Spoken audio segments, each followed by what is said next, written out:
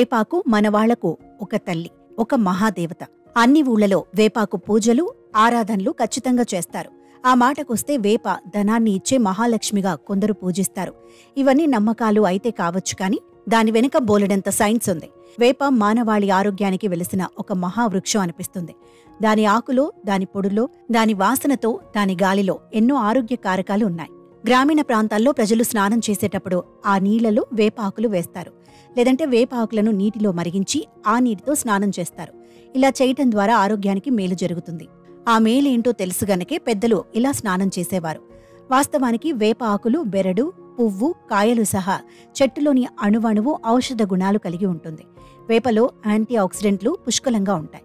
ఇవి శరీరానికి హానికరమైన ఫ్రీ రాడికల్స్తో పోరాడతాయి. రోగ నిరోధక శక్తిని బలోపేతం చేస్తుంది. వేప మంచి యాంటీబ్యాక్టీరియల్ ఏజెంట్గా పనిచేస్తుంది. అందుకే వేప నీళ్లతో స్నానం చేయటం వల్ల స్కిన్ ఇన్ఫెక్షన్ తగ్గుతుంది.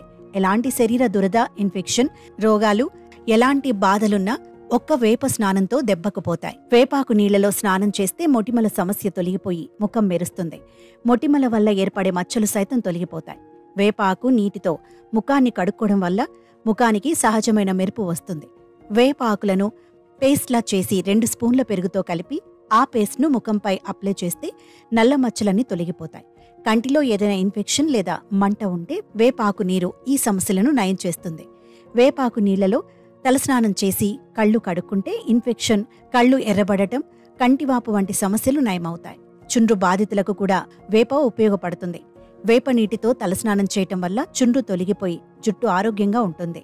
వారానికోసారి వేప ఆకు నీటితో తలస్నానం చేస్తే చుండ్రు పోతుంది. వేపాకు నీటిని వాడేటప్పుడు షాంపూ వాడకపోవడమే మంచిది. కొందరికి విపరీతంగా చెమట పడుతుంది. ఫలితంగా చెమట వాసన వస్తుంది. దీనికి కారణం శరీరంలో ఉత్పత్తి అయ్యే బ్యాక్టీరియా. అలాంటి పరిస్థితుల్లో వేప పూతతో స్నానం చేయడం మంచిది. ఇలా చేయటం వల్ల చెమట దుర్వాసన పోతుంది. ఇంకా వేప రసం పేగుల శుభ్రత కోసం వైద్య సలహాపై తాగుతారు కొందరు. వేపలో అణువణువు ఆరోగ్యప్రదమే. అందుకే వేపను ఇలా కన్నతల్లిలా ఆ చెట్టుకు చీరను అలంకరించి దండం పెడతారు మనవాళ్లు.